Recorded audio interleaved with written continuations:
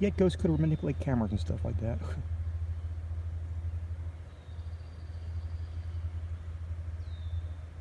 Which also made me wonder, could these ghosts haunt each other?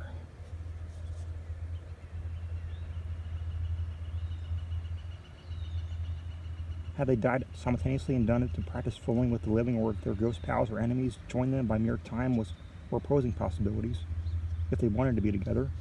Like a philosophical vow sometimes. Why, indeed?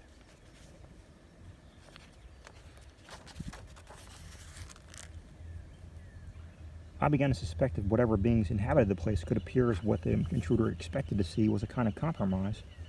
If they were intelligent enough to understand what's what for the sake of a future story such as mine, maybe they'd make a friendly gesture just as a universal law would dictate such energy only reimbursed.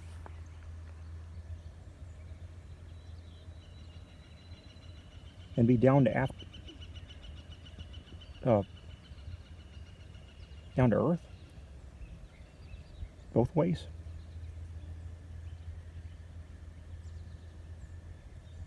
Buffalo gals, why don't you come out tonight? I uttered jubilantly. If anything could hear me or not. One more thing I wondered was if ghosts had extra unnecessary appendages for some reason, given that I wondered the other random, possibly varying in general characteristics. Not that I give them a whole bunch of questions for a survey out there either. I didn't see how, but there are some things folklore leaves out that research discovers, and vice versa. Either for unneeded filler or to weave another tangled version a la Grimm.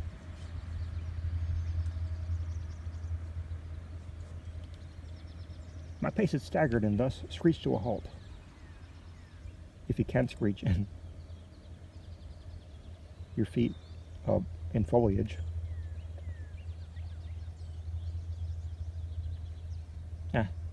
I walked further to my right, and although the stark neon emerald vegetation was as disorienting as all else playful sprites may have, I need not believe my ear.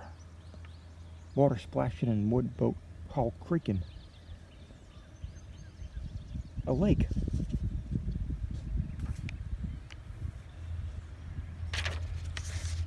There was one.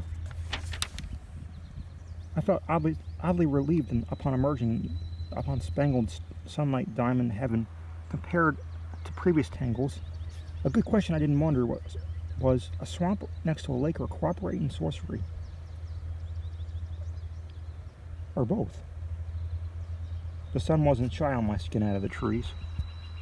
Anyone would hope it bear mercy on a non-existent plan to bring sunblock to a swamp, whatever dwelled in.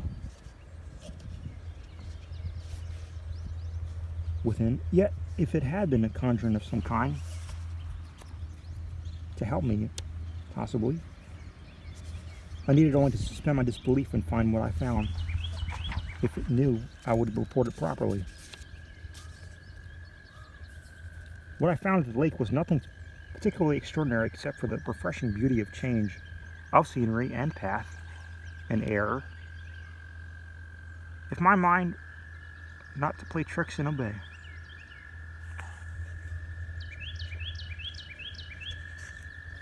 That is not extraordinary until after the fellow in another boat. Creaking, I heard from a spare as if waiting for me to go fishing. And not in the creek. Where else could I go? Was this lake eternal and you could never reach the center? If there were a center, could it take me to an alternate black hole where the swamp was eternal and the rest of the spirit's relatives lived? And they gather for holidays? And bicker about what they should have been doing with their afterlives? Okay, fine. None of the above. I still wondered because I had not time to figure it out. Maybe this is the same case that my patients had.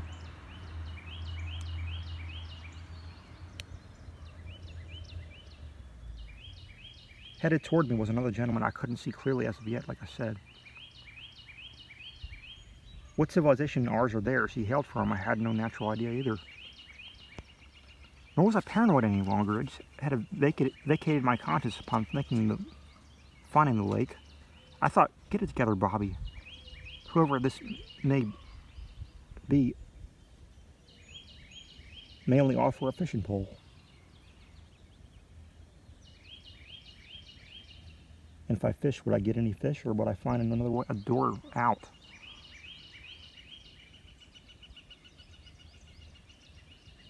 Crisp and balmy was the air despite the brighter daylight. I tried waving to the fellow like hailing a water fairy for the first time.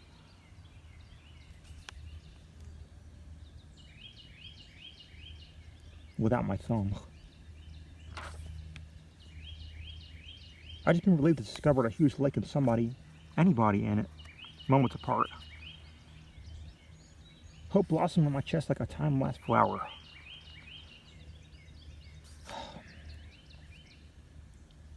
Before I go on, this is about the point where my story takes a turn for the more fantastical. Even more so, take it how you will without anyone weaving such another candlelight tale of exaggeration, please. Not to mention mine's the longest of all of them put together. I had to suppress a facial expression of shock at the hideous mask this individual wore when his arms stopped swinging like pendulums from rolling my direction. I gulped a gasp from the sight of his Japanese-style, stark white, chalk white, saucer-plated eyes, fang mouth agape, human turned demon turned dragon, black eyebrow painted decorative breathing apparatus. How about a lift? A baritone voice inquired. It didn't sound muffled after a fashion. Who, me? Where are you rowing? I received an invite to attend the masquerade. It's a soiree at one of the yonder cabins.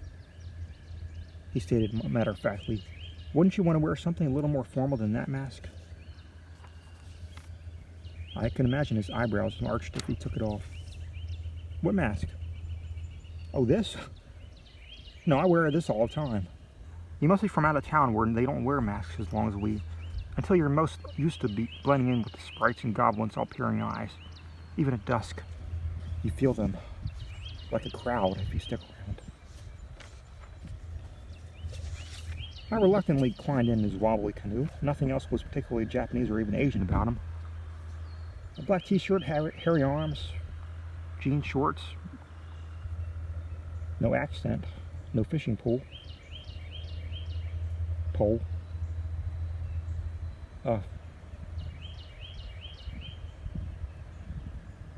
was this place doing to me? It still reverberates. My astonishment converted from the random design of the stranger's mask to his inferred confirmation of folklore. So, it's true? I whispered more to myself than seeming like I asked him. If he could read my mind and theirs from hiding amongst, I must have found somebody seasoned. My chest began to flutter with uneasiness as I couldn't be sure that this man was being honest or a delusional psychopath, about to go somewhere to kill me. And put my mask on him. Put his mask on me. Yep, that's how often you spot him. Reverse psychology and all, you ask about a mask back. How big is this lake? Beyond the swamp? A fair question, and reasonably more so, not personal, which would have revealed honestly, subtly. He chortled a muffled chuckle. I couldn't begin to tell you. Every masquerade I've been to has lasted different times, and every time I've left and returned, the size and width of one riverbank to the next seems to fluctuate. Yet the flow is the same.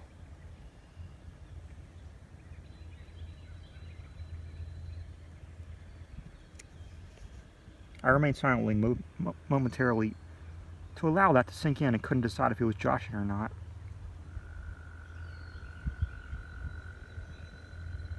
Maybe I had to keep a certain attitude out here at all times to be really sure.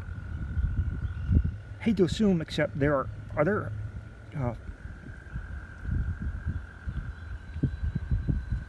hallucinogens or bacteria or any kind of ear masquerades or viruses?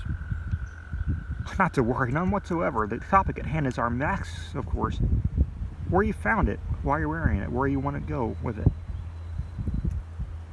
What other kind do you aspire to be? I could lend you a spare. Maybe. Are you sure your mask isn't distorting your rolling vision? I didn't see any box of masks in said boat, so it could have been our destination. Unless he just made it appear when I asked. Not yet. I'd like to wear it for the sport so that when I get invited again, I'm all the more used to it. The more he explained, ironically, the more questions seeped in my mind. Each replacement more clear the answer than the last. Alright, except where do you get your invitations or send RSVPs? Actually, often word of mouth. Whenever I do, find my way back to land. It's like they had a homing device on this here boat, as it were. I suppose that all of us are partygoers or creatures of habit in more ways than hiding our real faces, huh? So he was in on it. Makes enough sense. I presume every gathering makes them get to know you down to where you find you later on. Like you say that literally or figuratively, in case they're basically waiting for me to dock.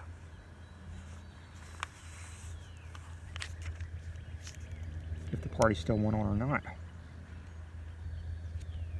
Alright, so this fellow wasn't that confusing. Maybe he just really liked folklore, or I'd find out what he meant myself, or he was the first one in on anything.